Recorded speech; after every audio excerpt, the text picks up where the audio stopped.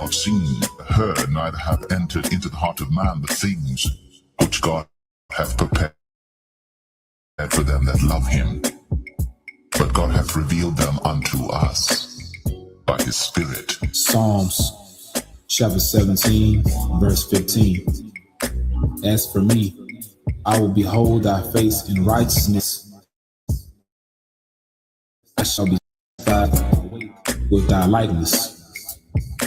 Shalom Yasharala, peace Israel. Call Halayim La, Alahayinawa, Abanawa, Yahweh, Bahasham, Yahushai, Bahasham Rakapadash. All praise to our power, our Father, Yahweh, in the name of Yahushai, in the name of Holy Spirit. Double honor to our elder apostles and elder bishops, great millstone. Peace and blessing to you hopeful elect out there. You brothers teaching his word in truth and in sincerity, okay?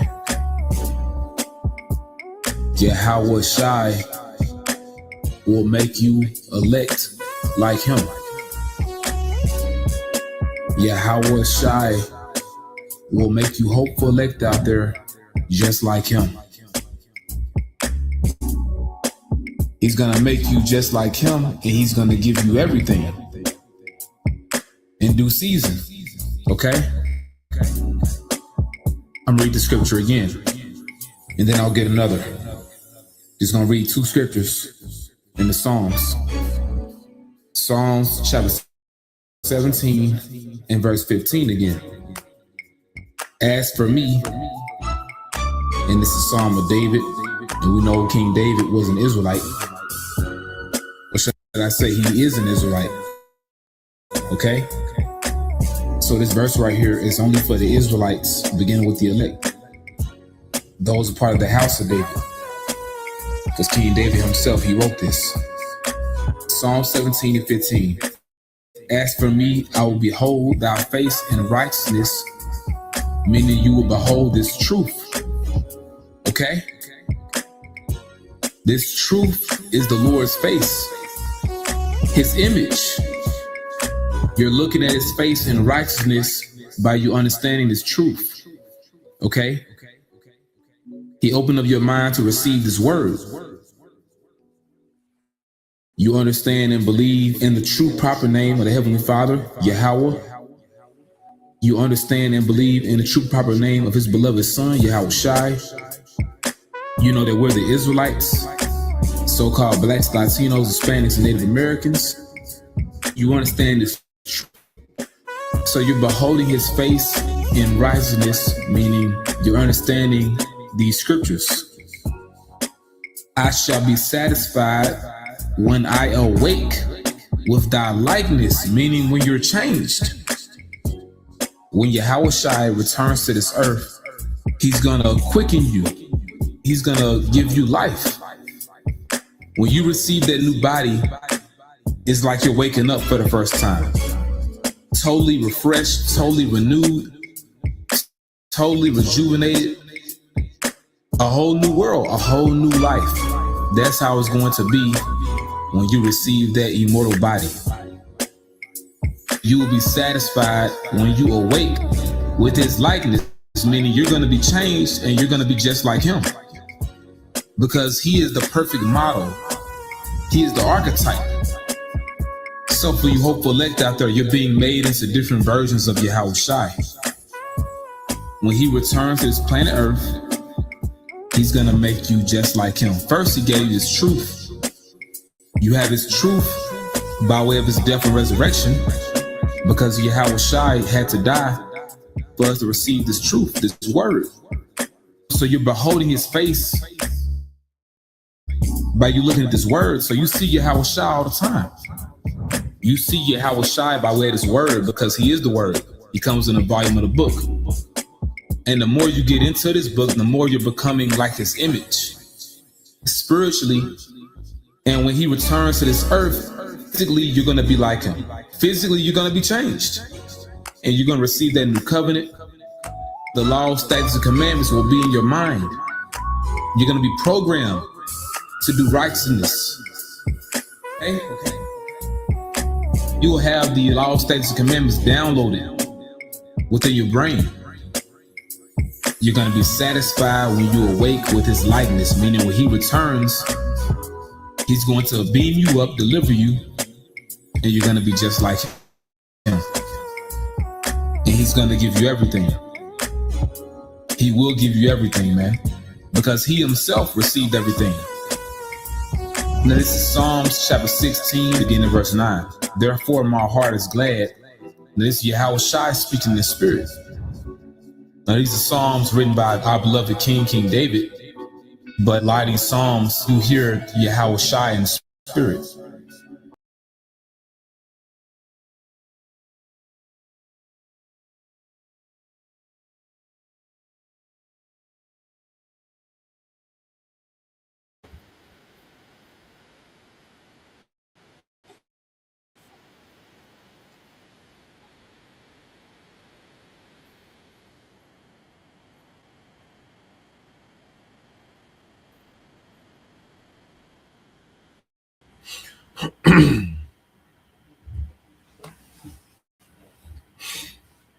All right. Shalom. First and foremost, I would like to give all praise and glory unto Yahweh Bahashim, Yahweh Shah Bahashim, Rakakadash, and double honors unto the apostles and the elders of GMS who rule well, teach well, being great examples to his younger brothers, and peace and blessings and salutations to the hopeful lake out there pushing his word and truth and in sincerity across the four winds in the name of Yahweh Bashim Shah, pushing to get up out of here. Shalom to the hopeful lake, the believers, the listeners who have came back to the obedience of the scriptures through faith in Yahweh Bashim Shah. All right, so going into this morning, news and prophecy, dealing with, this devil Esau Edom, especially over here in America. The scriptures saying what we're watching is America being despised among the heathen. Was there some prophecy, dealing with Babylon? Okay, and these latest talks, supposedly negotiations that they're supposed to have with Iran this morning, which supposed to be at 10 o'clock this morning, so in about another almost 2 hours, they should be going into talks about negotiations. Now, what we can see, dealing with going into these talks with Iran and America, what we can see, because Iran is going based just to discuss what they want to talk about. Okay, that shit Trump talking about with them, scaling down their ballistic missile program. Okay, them stop supporting, the proxies, in their region. That's not even on the table. Okay, so Iran is going there for the purpose of getting sanctions relief. All right, so they can put, a relief on their economy. Because like I say, the world currency is based on the American dollar and these American banking systems. Now, these nations do have workarounds. Okay, these BRICS nations, Shanghai corporations, they have workarounds, okay, to where they can still survive outside the dollar. Okay, but at the end all be all, being able to operate within this system to some capacity, be allowed to operate within these American controlled markets does send instant relief, to all right your economy. Okay, but since they have alternative, okay, the alternative economy outside the dollar, all right, it's not necessary, but it would be a relief to its people. So Iran is basically going there for their people, see if they can get some type of relief, okay, from these sanctions, and they can get some automatic relief, to their people. Okay, Trump is going there, all right, to save face because they were supposed to do a strike, a little bit over a week ago. They didn't do it. They had to bag out, all right, and it made them look weak. Okay, so what Trump is doing now with the deal, he's going to save face. Okay, and what Iran is willing to do is decrease their uranium enrichment. Okay, which uranium is a component needed to make nuclear weaponry.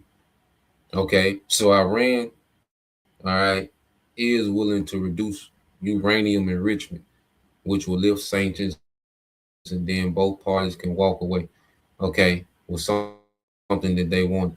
And America can look strong. Trump can walk away and brag about the deal he got, all right, and they can look strong to the West, and the news gonna push it like, Iranian back down. Now, Iranian back down because of the warships that came, all right, to the Iranian seas, okay, over there in the Gulf, in the Strait of Hormuz, all right, the Gulf of Persia in their region.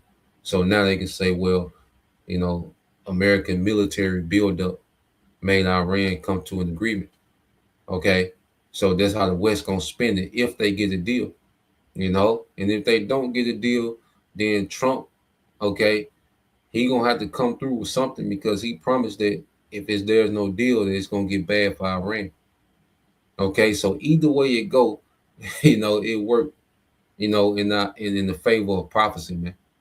Okay, so this is what we're seeing, playing out now. We're seeing war strategy, we're seeing politics, we're seeing posturing, we're seeing people choosing sides.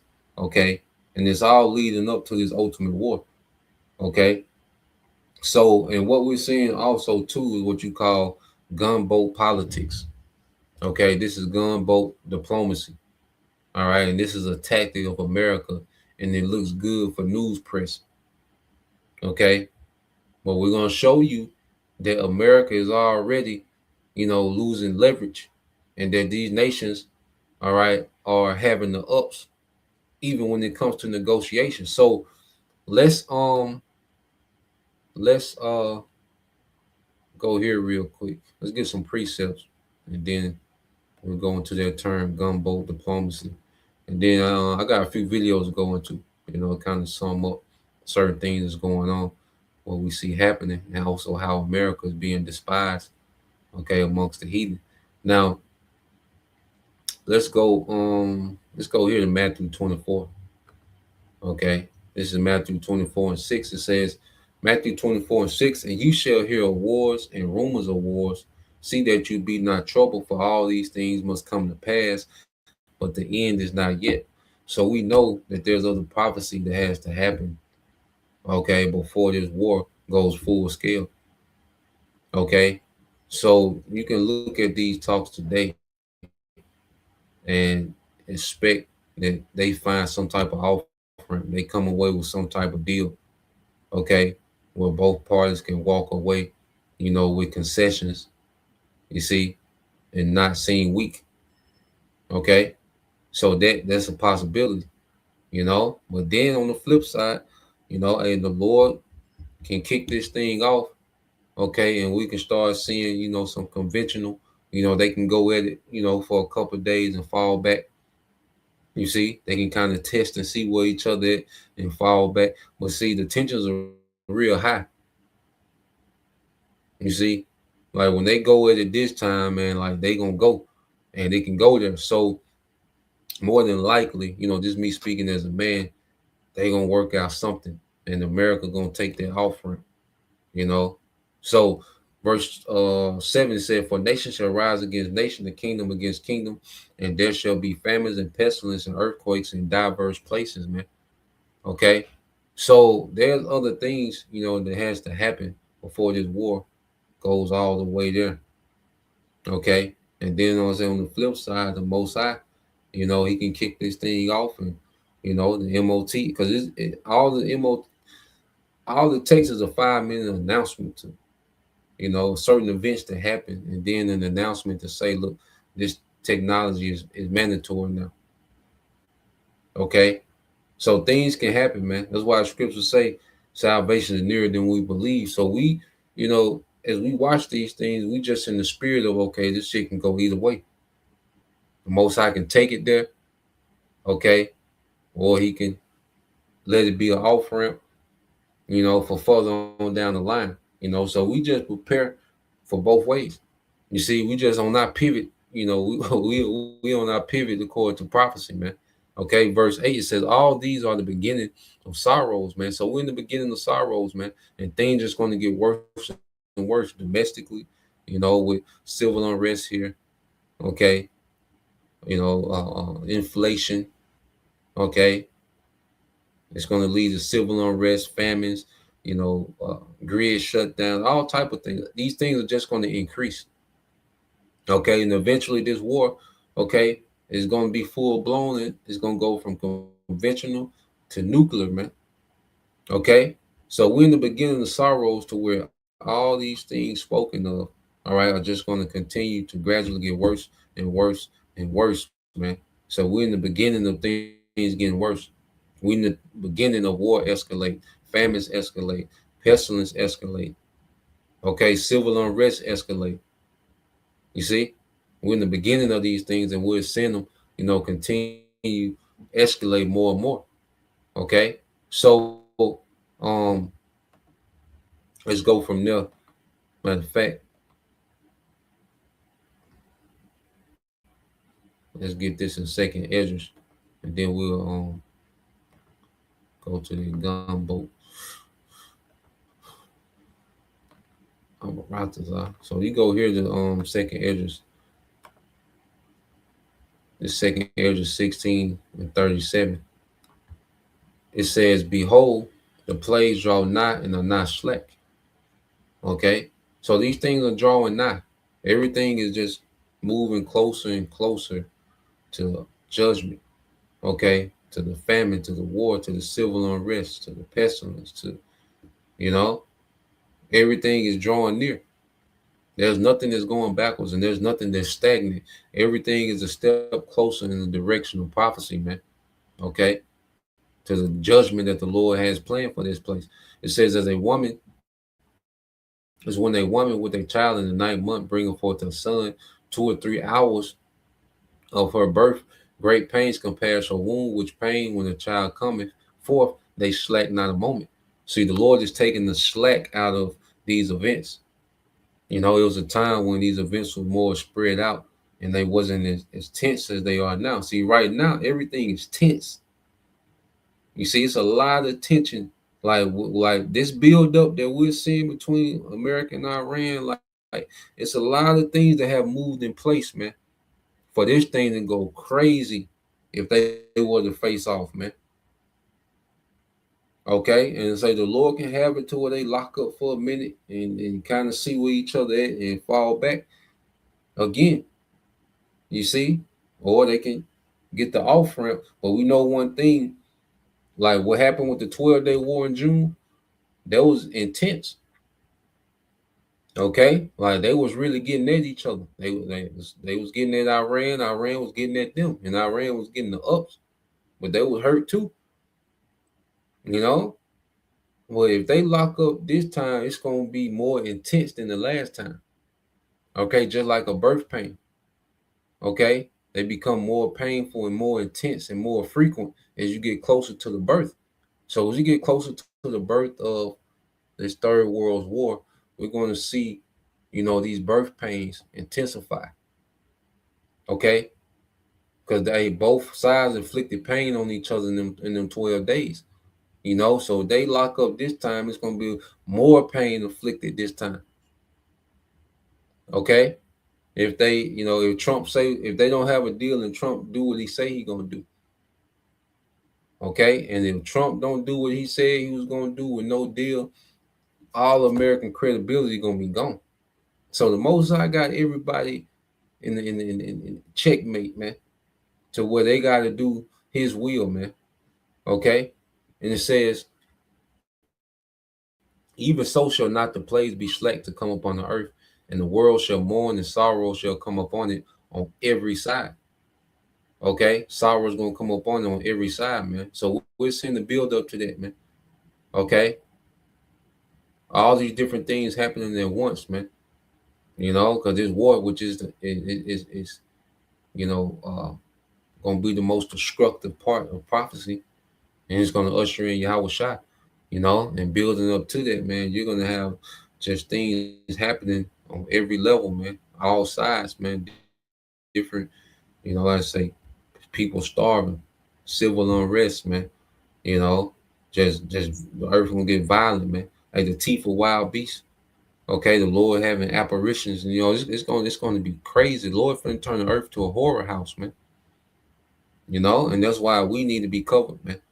You see, we in the time now where nothing short of a miracle is going to get us out of these situations, man. And we need a higher power to intervene in these times. All right. And it's going to be the Lord that's bringing these times, man. You see?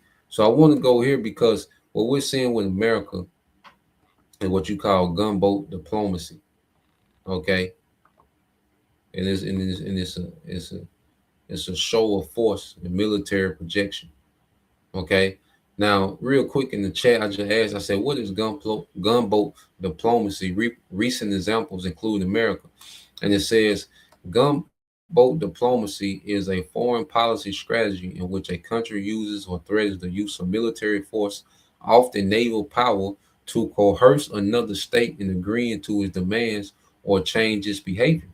Okay. So America, moving, those military, those naval military assets close, all right, to Iran, okay, is nothing but gunboat diplomacy. You see, and what Trump is doing by wanting to do a deal, all right, is that he can run with the narrative that he forced Iran to the negotiation table because of they move military, all right, naval military assets. Okay, and that's the narrative they're gonna run with. You watch if Trump get a deal, that's gonna be the headline all weekend. That's gonna be bigger than the Super Bowl. Okay, if he get any type of deal, that's gonna be the biggest story of the weekend. Okay, and they're gonna run with the story that it was American military, naval, all right, assets that forced this deal, that forced Iran to the table. That's gonna be the narrative, and Trump gonna wear that out, man. And then guess what? You people not even gonna talk about the Epstein list anymore. If Trump get this deal, the Epstein list is gonna be forgotten about. Okay, he's gonna be right back to being this great conquering hero. Okay, you watch. I can guarantee it because the American public is so predictable. The Esau and his tactics are predictable, and the American Republic, the American public's response is extremely predictable, man. Okay, so it says the term originally referred to selling warships into foreign waters as a show of strength rather than launching full-scale war. But by its core definition, it's diplomacy backed, okay, backed by the credible threat of force. Okay, so it says the term dates back to the 19th century. A classic early example was U.S. Commodore, all right, Matthew Perry's arrival in Japan with a fleet of warships in the 1850s to force the opening of Japanese ports to U.S. trade, a mission that succeeded without actual fighting, but relied on a threat, okay, of force. Okay, so you had this situation in Japan where the ports were closed to American, all right, trading ships. All right, so this American statesman went to Japan, where he was accompanied by a fleet of warships with the threat of war. Okay, if the meeting didn't go like they wanted. Okay, if they didn't get what they want, you see. And remember, Trump wants Iran to stop supporting the proxies, like Hezbollah, Hamas, um, the Houthis, okay, those Iranian proxies in Iran and in Syria, okay, what they call the axis of resistance. So they want Iran to stop supporting them. They want Iran to to scale down their ballistic missile program, okay, which Iran said that's not even up for negotiation. We just coming to talking about the nuclear deal. Okay, so they're going into these discussions with Iran already declining what America wants. Okay, and we're gonna show you something else that happened that show you that America ain't got that sway. Okay, now the recent examples it said many recent discussions and news report characterize U.S. actions usually toward Venezuela as modern forms of gunboat diplomacy because they involve a combination of military positioning and coercive pressure. U.S. military operation and tensions with Venezuela. In the late 2025 and early 2026, the U.S. significantly increased naval and military activity near Venezuela's coast.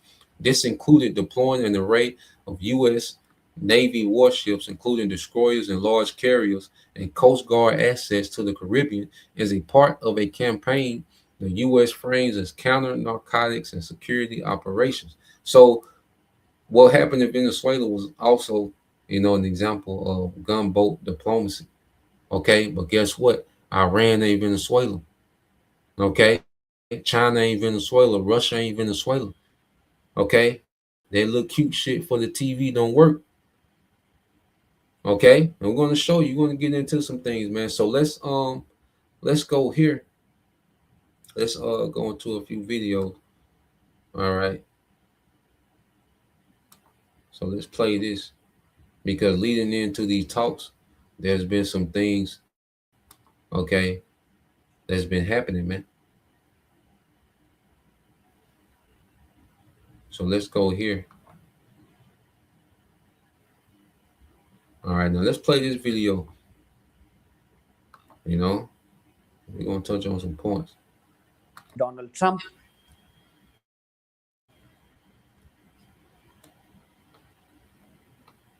Two developments from Iran that just show how quickly motor-mouthed Donald Trump has surrendered to Iran even before the start of the much-anticipated full-blown war with the Islamic Republic. First, Iran seized two foreign oil tankers today from the Strait of Hormuz and arrested 16 crew members. These two oil tankers were carrying over 1 million liters of oil. Then the rogue regime of the US has finally agreed to the Iranian condition to hold Friday's talks in Oman and not in Turkey.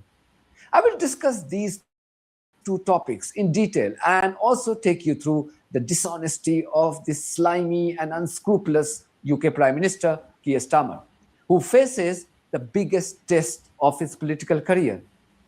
So Iran today captured two foreign oil tankers from the Strait of Hormuz and arrested around 16 crew members. These two oil tankers were reportedly carrying 1 million liters of oil.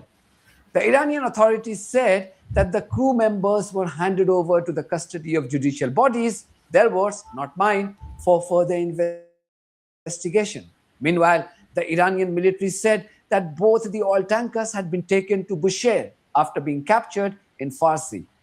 Listen to this. So what you had was America, because yesterday, because I said it yesterday, how the talks were supposed to be in Turkey, okay, which which America, they set up the negotiations in Turkey. America set these negotiations up, okay, but Iran said, nah, let's do it in Oman.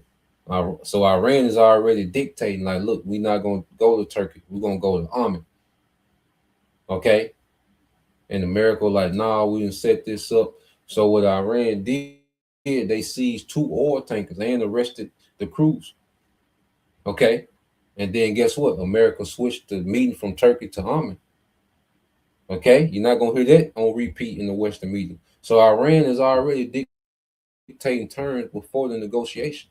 All right. They made America switch from the meeting being in Turkey to the meeting being in Oman. Okay. And while all those military assets out there, American military assets, Iran still seizing vessels, okay, in their region. Okay. Showing them that, look, we control this shit. Okay. Give a damn about y'all being parked outside. You see? Because like I said, don't get it twisted. America can do a lot of damage. That Sprite group is out there. They can do some damage to Iran, but Iran can inflict some damage too. Okay. See, you're not gonna want to fight someone. Yeah, you might can win a fight, but if you risk having your leg broke, your eyes busted, your jaw broke, okay, just to win the fight, then is it worth it? is that fight worth it? Okay, yes, you can win the fight, but the damage you're gonna take trying to win this fight. Okay, and we know according to prophecy, you're going to lose. Okay, but just speaking from the perspective of how they're thinking on the carnal level, man. Okay, so let's play this some more. Well, I'm gonna skip past. I think he gonna. IRGC commander. So let's go past here.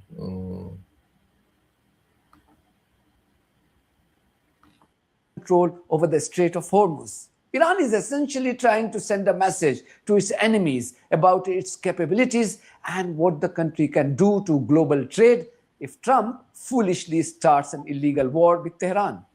As I said earlier, the Strait of Hormuz is a lifeline for Europe for its liquefied natural gas or LNG needs and oil supply to wider Asia. These countries that US invaded in the past are also no match to Iran's geographical size.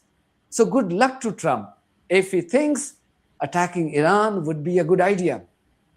Although the ground reality suggests that Trump is already having a second thought about his warmongering ideas.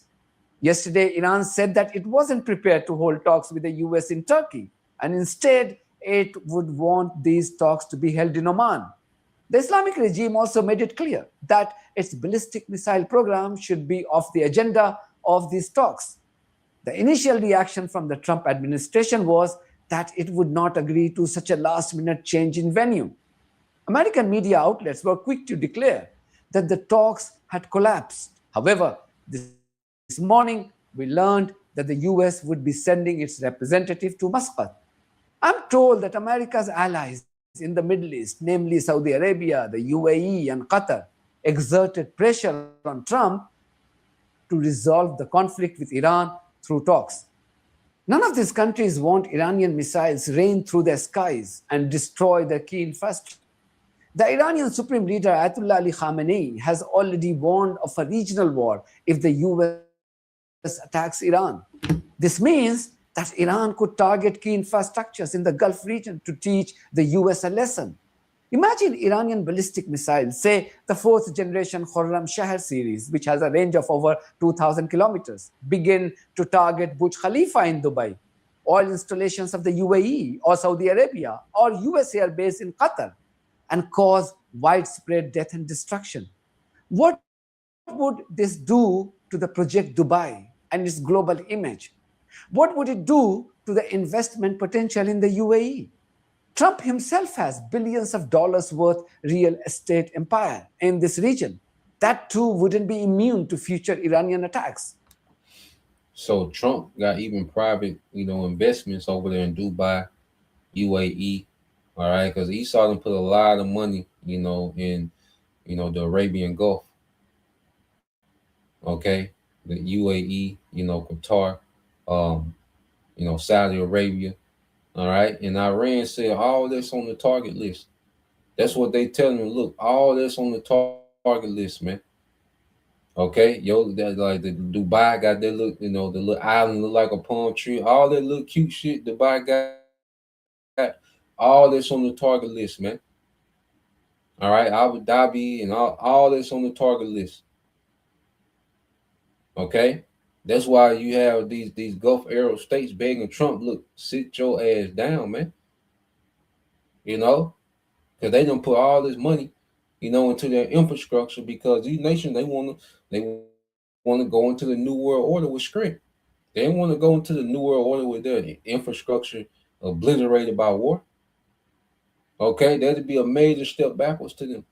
You see, so what you see now is these Gulf Arab states, are bagging away, from Trump and these small hats, because Iran is making it very clear, okay, that everywhere that there's an American flag is going to be a target, in this go round, going back to the birth pains. Last time it was just Iran and it was just missiles being shot at Tel Aviv from Iran and missiles being shot at Tehran from Tel Aviv, from Israel. Okay, this time Iran said, look, we're going to go regional. We're going to open this thing up. And that's what birth pains do. They get more intense. Okay, so this time it's like, okay, we're gonna open this bitch up. Okay, so everything you got in the region is a target. Okay, so let's play some more. This explains why Trump has readily agreed to accept the Iranian condition, at least for now. Meanwhile, Trump's minion, J.D. Vance, has taken a dig at Iranian leadership by saying that its ministers didn't have freedom to take decisions on their own. By the way, Megan, one thing. Now listen to this corny ass nigga here, man. J.D. Vance, man. You Edomites don't got it, man. You some weak, coward, feeble.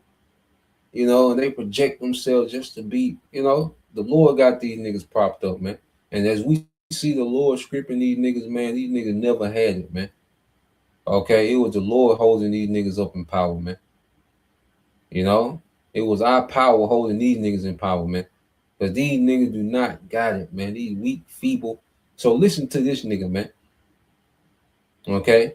Listen to this nigga, man. Just how Esau sound and talk and his posture, man. This nigga is very unmanly, man, but he love to play this macho. Let's go here. Thing I would say about the Iranians that is just really weird to me, and I don't understand their system, and I frankly think that it makes diplomacy with them extraordinarily difficult, is the person who makes the decisions in Iran is the supreme leader. Okay, the president, our sense is, doesn't have a lot of juice, doesn't really matter.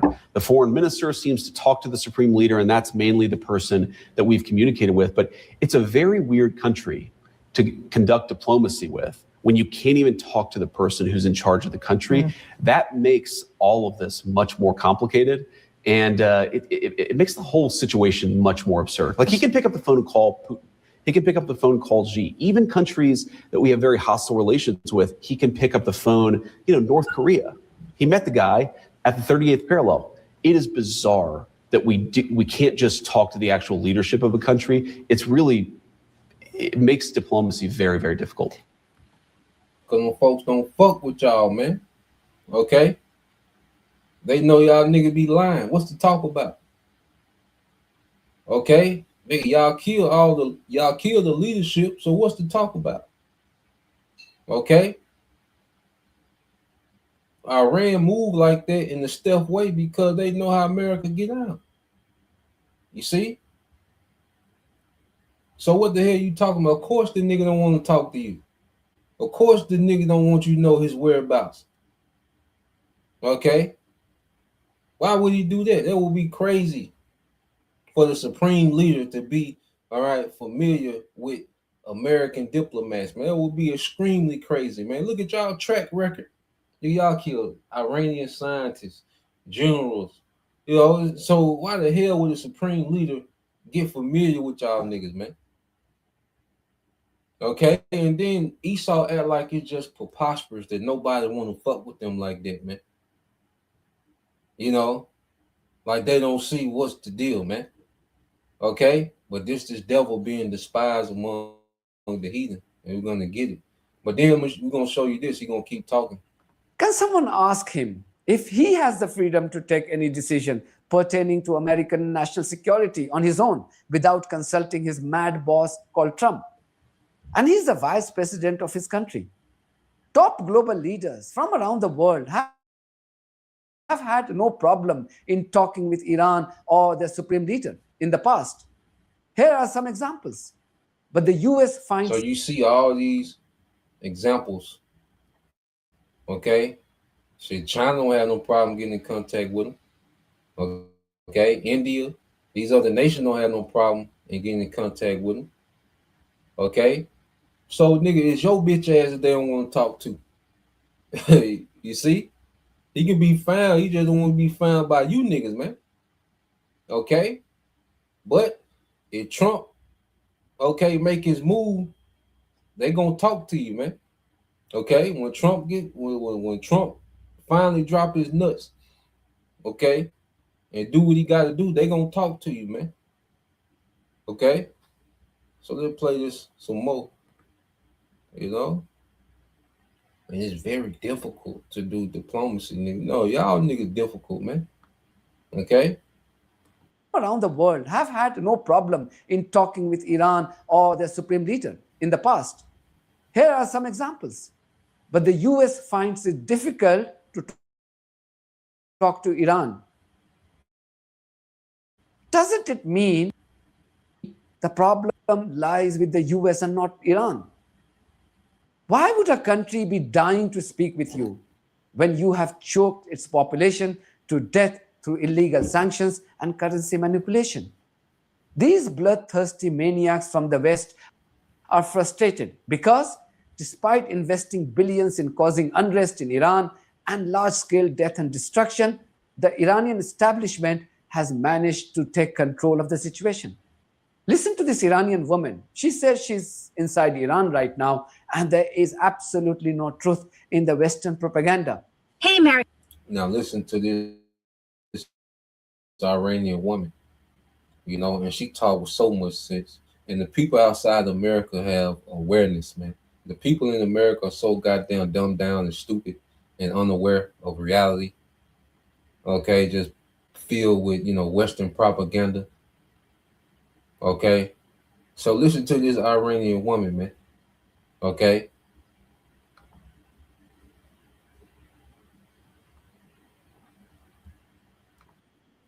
No truth in the Western propaganda. Hey, American people.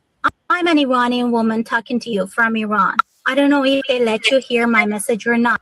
But after the riots in Iran, Trump said he wants to save us, the Iranians. But we Iranian people do not need his saving, and you Americans do not need his lies anymore. His policies are harming both of us.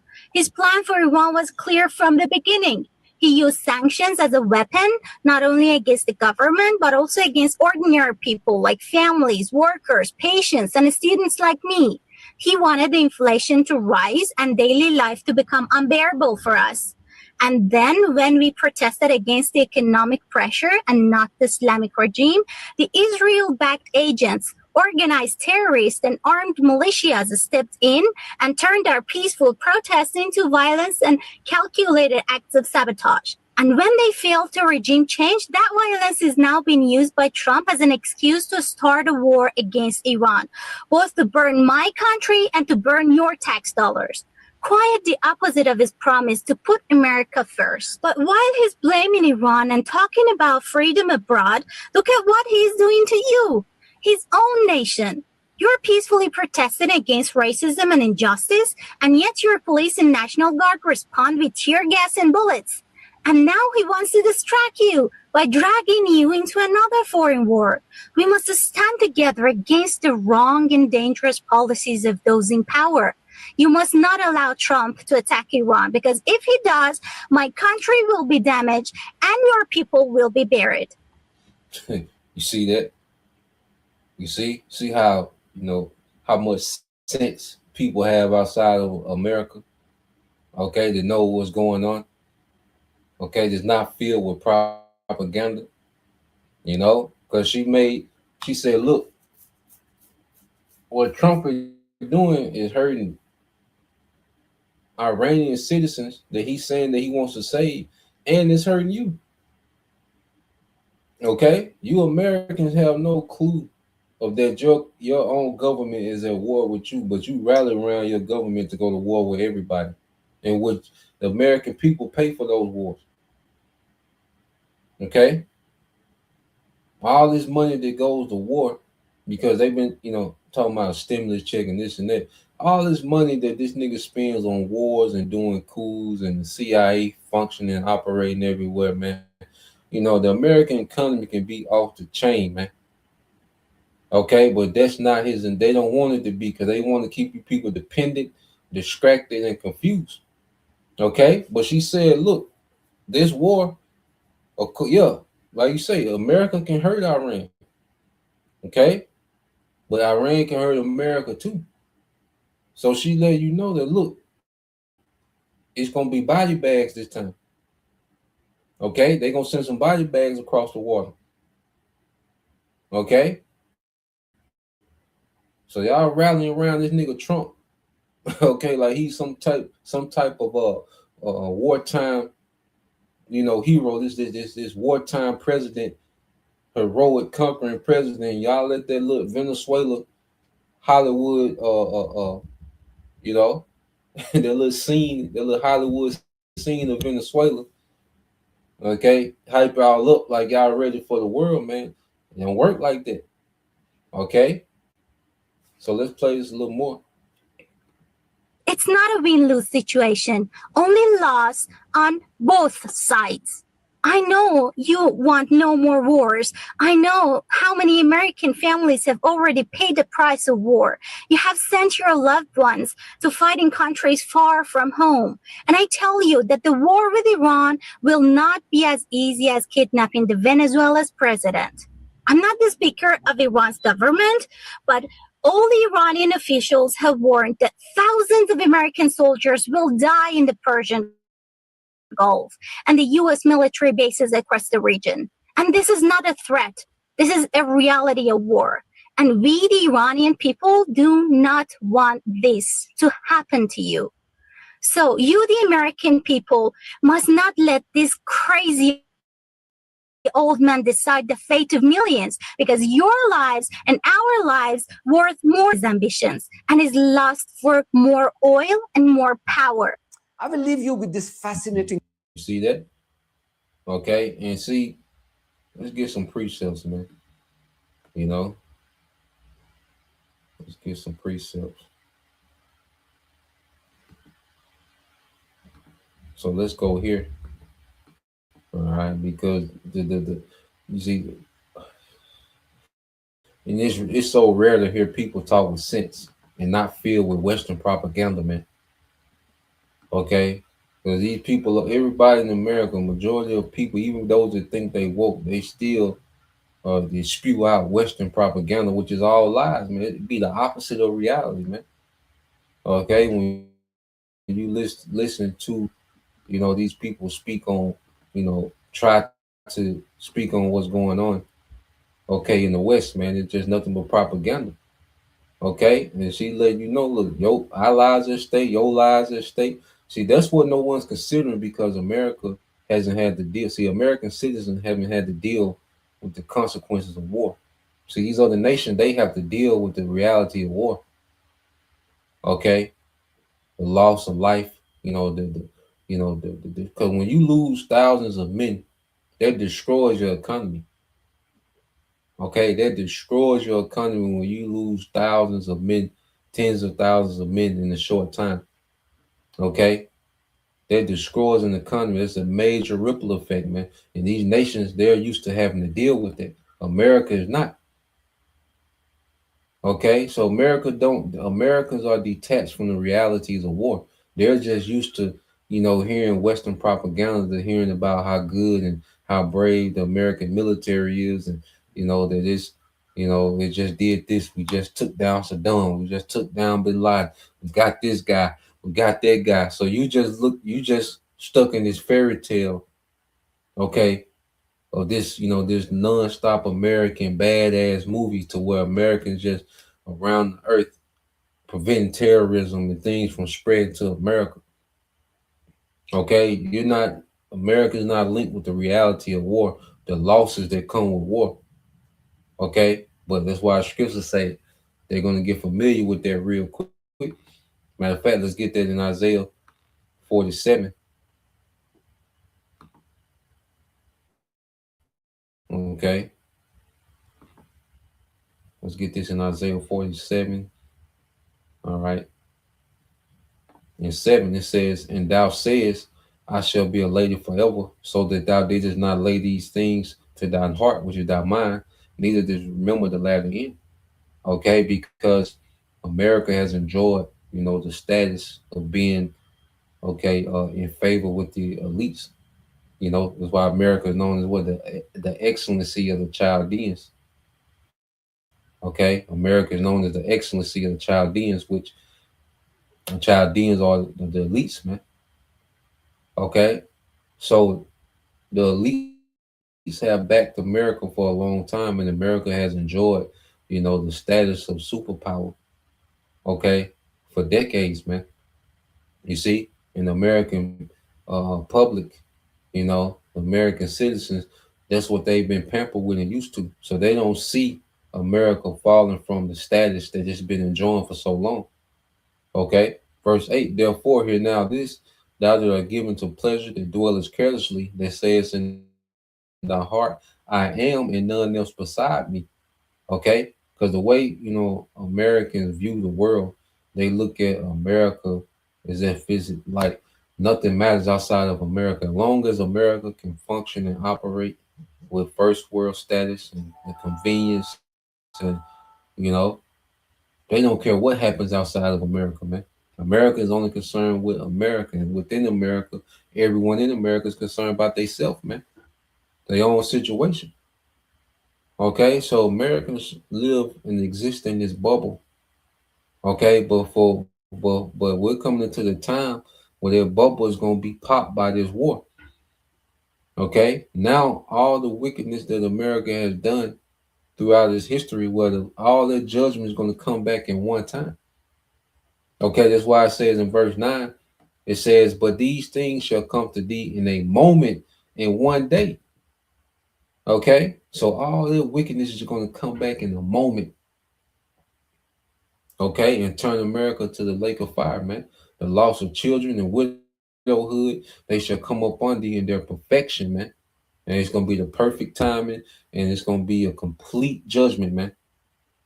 Okay, and the only thing that's going to survive America is the elect that's going to go in those chariots, man. Everything else is going to be completely obliterated, man. Okay, and this is what your president, all right, this is what your leadership, this is what the elites, okay, are leading you American citizens into, man. A nuclear holocaust, man. What they doing across seas gonna get all those missiles from all these different nations sent over here. Okay, so what they're doing over there across seas, and you think, all right, that they being these tough guys, and they over there running shit and wrecking shit. They gonna get all those missiles from all those nuclear capable nations are gonna shoot missiles over here for the bullshit that American small hands doing over there. Okay, so you're sitting here cheering it on. Okay, and you're thinking that this some type of show of strength. Okay, but this is leading to America being the lake of fire, man. Okay, it says they shall come upon thee in their perfection for the multitude of thy sorceries and for the great abundance of thine enchantments, man. Okay, because this is the land of witchcraft, rebellion, anti-Messiah. Okay, culture. This is the birth. This is the source of it, man. And that's why America gonna get the worst judgment. All right, let's get this. All right.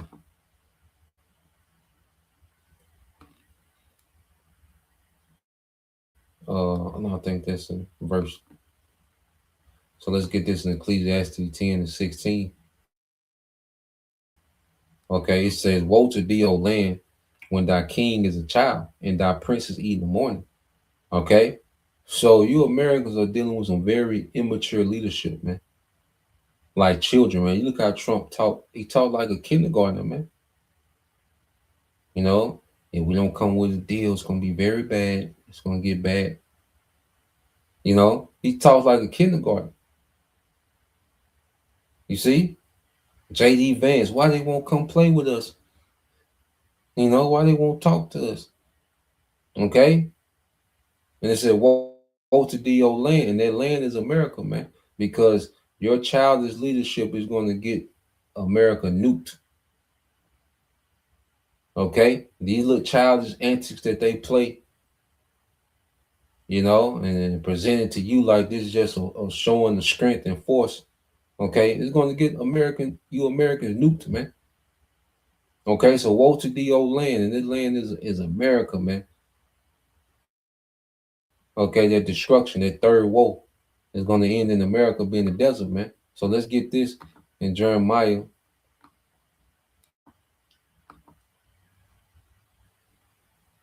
Okay. Jeremiah 49 and 14 is said, matter of fact, let's start at 13. Okay, because this is the end game. Okay.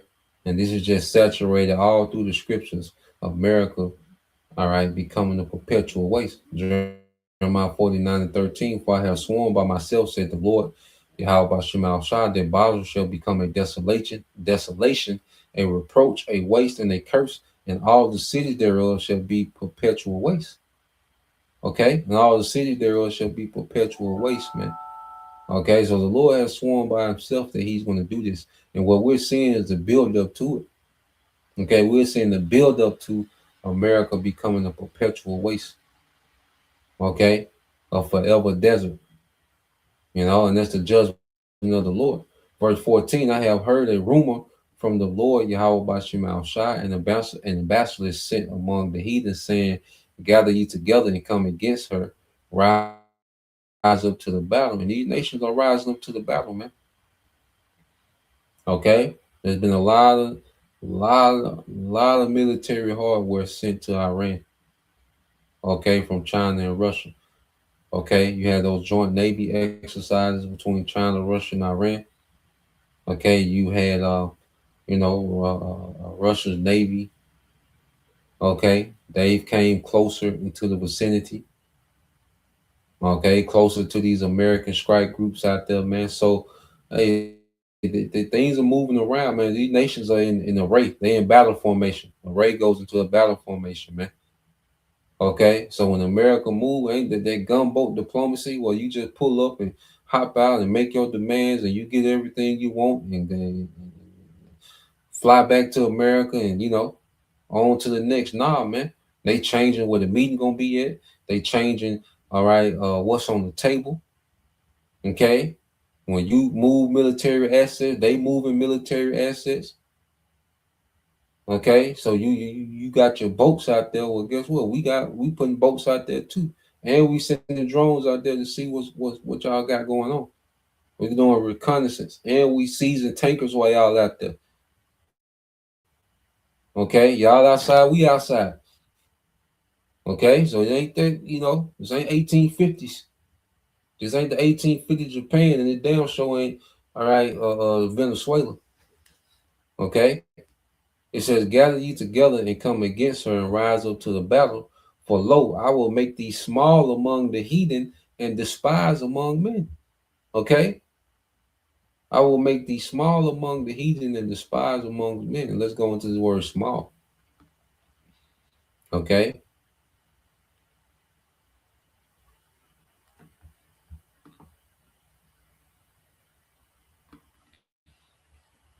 So you go into the word in the Hebrew is kortan. All right?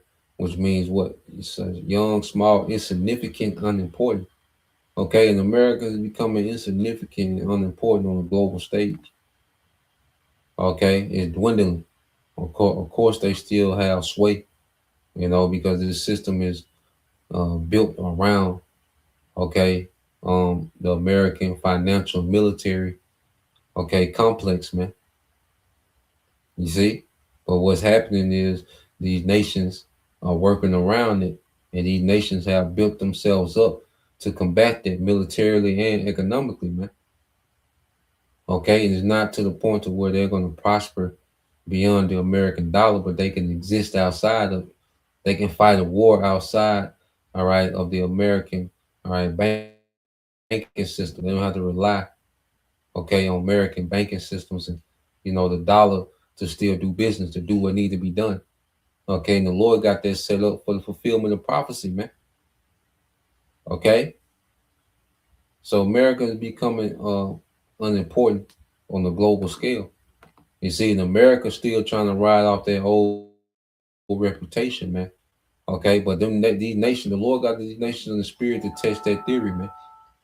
Jeremiah 49:16 said, thy terribleness have deceived thee, okay, and the pride of thy heart. And I want to get this in, I think the NLT say in a particular way.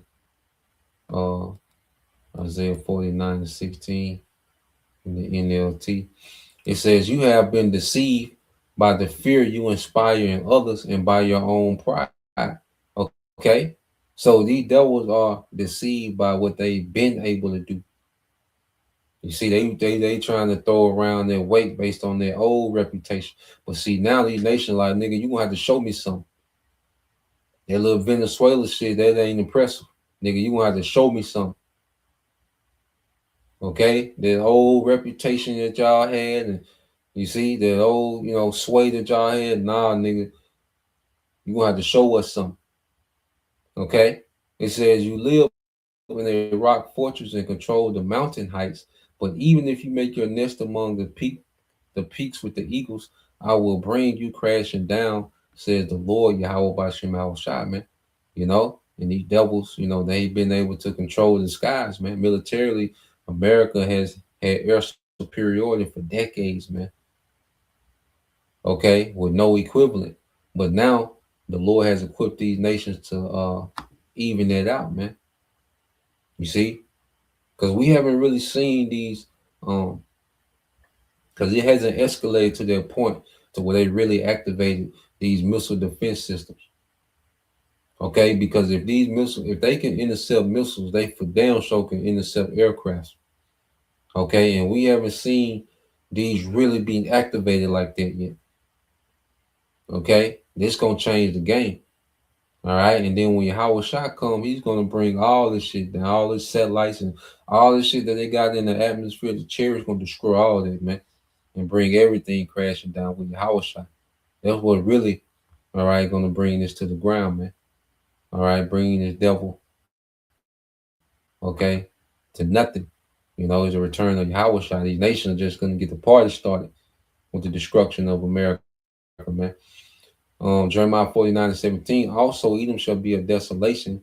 Everyone that goeth by shall be astonished and shall hiss at the plagues thereof, as in the overthrow of Sodom and Gomorrah and the neighbor city thereof, said the Lord. No man shall abide there, neither shall the Son of Man dwell in it. Okay, so and it's a spirit that all this freakiness is coming out. These devils, what they got going on. All right, all this Sodom, behavior. Okay, and the Lord got the same destruction for Sodom building up. So as we see, because it's a spirit, because these devils, releasing these files in which the devil, and it shows you that this man is desperate, that he got to tell on himself to keep people distracted, man. Showing that the Most High got this nigga is in full control of Esau, man. The fact that this nigga got to tell on himself to try to keep people distracted, man. Okay, but the more we see, this Sodom behavior exposed and coming to the forefront, the closer we get to that war, which is going to bring that Sodom and Gomorrah style judgment, man, with those nukes and those chariots, man. Okay, so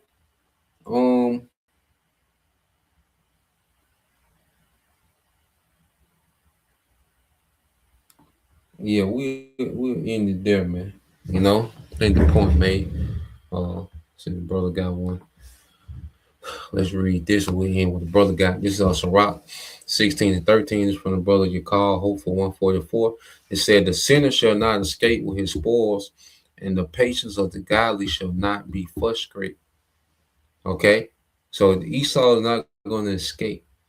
He thinks that he's just going to continue on this path and establish a new world order and hijack existence and re-engineer creation to his liking and ride off into the sunset with everybody, in the digital prison. No, he's not going to escape.